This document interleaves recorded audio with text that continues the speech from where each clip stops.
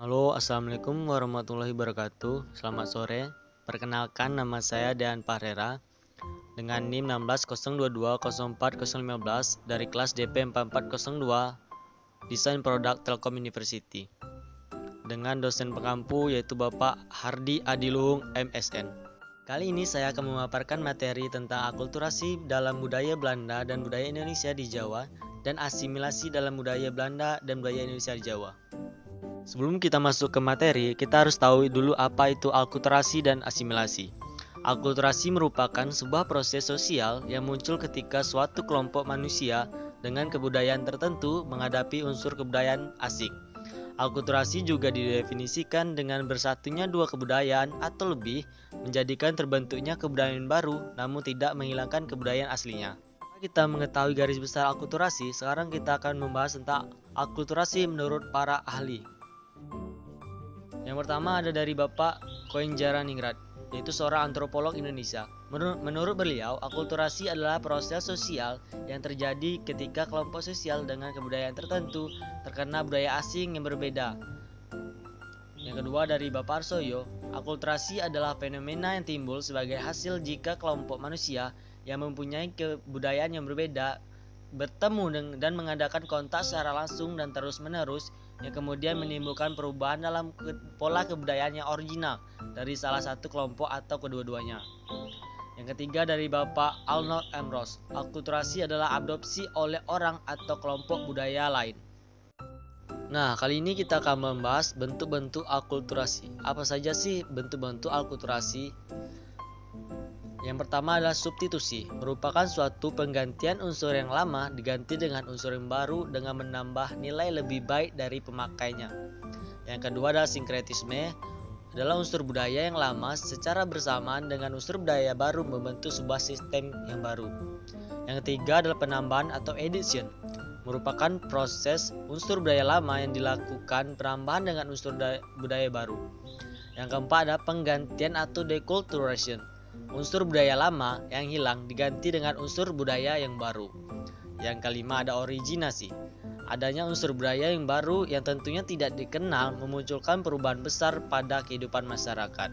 Yang keenam ada penolakan atau rejection, proses perubahan sosial yang begitu cepat memberikan dampak negatif yang terjadinya penilaian dari beberapa anggota masyarakat yang tidak siap atau tidak setuju pada proses pencampuran budaya tersebut. Nah, setelah kita mengetahui bentuk-bentuk dari akulturasi, sekarang kita akan membahas faktor pendorong akulturasi. Apa saja sih pendorong dari akulturasi? Yang pertama adalah kontak dengan kebudayaan lain. Yang kedua, sistem pendidikan yang formal dan maju. Yang ketiga, sikap menghargai hasil karya seseorang dan keinginan untuk maju. Yang keempat, toleransi terhadap perbuatan yang menyimpang. Yang kelima, sistem terbuka pada lapisan masyarakat. Yang keenam, adanya penduduk yang heterogen. Yang ketujuh, ketidakpuasan masyarakat terhadap bidang-bidang kebudayaan tersebut. Yang kedelapan, adanya orientasi ke masa depan. Nah, itulah beberapa contoh faktor pendorong akulturasi. Masalah yang timbul dalam akulturasi. Yang pertama adalah masalah mengenai metode-metode untuk mengobservasi, mencatat, dan melukiskan suatu proses akulturasi dalam suatu masyarakat. Yang kedua, masalah mengenai unsur-unsur kebudayaan asing apa yang mudah diterima dan unsur-unsur kebudayaan asing apa yang sukar diterima oleh masyarakat. Yang ketiga, masalah mengenai unsur-unsur kebudayaan apa yang mudah diganti atau diubah dan unsur-unsur apa yang tidak mudah diganti atau diubah oleh unsur-unsur kebudayaan asing lainnya. Nah, kali ini adalah contoh akulturasi yang ada di Indonesia, yaitu di bidang tradisi kuliner, yaitu ada kue lapis legit, semur, dan berkedel yang merupakan akulturasi budaya Belanda dan Indonesia.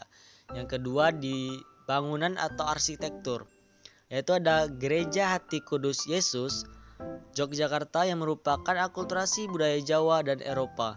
Yang ketiga di bidang seni, yaitu ada Kereta Singobarong merupakan akulturasi budaya Tionghoa, Buddha, Hindu, serta Islam. Nah, setelah kita mengetahui akulturasi, sekarang kita akan masuk ke asimilasi. Apa sih asimilasi? Asimilasi adalah pembauran dua kebudayaan yang disertai dengan hilangnya ciri khas kebudayaan asli sehingga membentuk kebudayaan baru. Suatu asimilasi ditandai dengan usaha-usaha mengurangi perbedaan orang atau kelompok. Syarat-syarat terjadinya asimilasi. Asimilasi dapat terbentuk apabila terdapat 3 persyarat berikut, yaitu yang pertama adalah terdapat sejumlah kelompok yang memiliki kebudayaan yang berbeda. Yang kedua, terjadinya pergaulan antar individu atau kelompok secara intensif dan dalam waktu yang relatif lama. Yang ketiga, kebudayaan masing-masing kelompok tersebut saling berubah dan menyesuaikan diri. Itulah syarat-syarat terjadinya asimilasi. Sekarang saya akan menjelaskan faktor pendorong asimilasi. Yang pertama, toleransi di masa sesama kelompok yang bertentangan kebudayaan. Yang kedua, kesempatan yang persis dalam bidang redefining. Yang ketiga, kesediaan menghormati dan menghargai jamaah asing dan kebudayaan yang di bawahnya. Keempat, sikap terbuka yang golongan yang berkuasa pada masyarakat. Kelima, persamaan dalam unsur-unsur kebudayaan universal. Keenam, perkawinan masa kelompok yang berbeda budaya. Ketujuh, mempunyai musuh yang persis dan meyakini kekuatan tiap-tiap musuh untuk menghadapi musuh ini. Setelah kita mengetahui faktor pendorong asimilasi, sekarang kita akan mempelajari faktor penghambat asimilasi.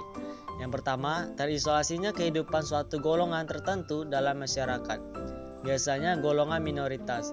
Yang kedua, kurangnya pengetahuan mengenai kebudayaan yang dihadapi dan sehubungan dengan itu seringkali menimbulkan faktor ketiga. Yang ketiga, perasaan takut terhadap kekuatan suatu kebudayaan yang dihadapi. Yang keempat, perasaan bahwa suatu kebudayaan golongan atau kelompok tertentu lebih tinggi daripada kebudayaan golongan atau kelompok lainnya. Yang kelima, dalam batas-batas tertentu, perbedaan warna kulit atau perbedaan ciri-ciri badanlah dapat pula menjadi salah satu penghalang terjadinya asimilasi. 6. In-group feeling yang kuat dapat pula menjadi penghalang berlangsungnya asimilasi. Contoh asimilasi yang ada di Indonesia. Yang pertama adalah perubahan gaya berpakaian. Ini terjadi ketika masyarakat Indonesia lebih menyukai gaya berpakaian masyarakat luar. Yang kedua ada penggunaan baju koko di Indonesia. Yang ketiga adalah perayaan Halloween dan Valentine di Indonesia. Yang keempat adalah penggunaan bahasa Inggris dalam bahasa gaul.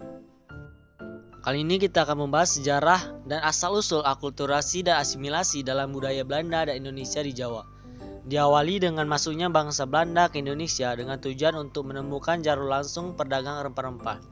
Sehingga mereka mengirim ekspedisi yang dipimpin oleh Cornelis de Houtman pada tahun 1592. Kesuksesan ekspedisi de Houtman ini diikuti dengan lahirnya VOC pada tahun 1602.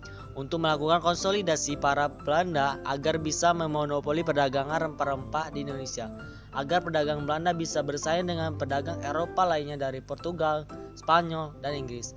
Pada akhirnya, VOC menjadi perusahaan yang sukses memonopoli rempah-rempah dan menguasai wilayah Indonesia selama ratusan tahun.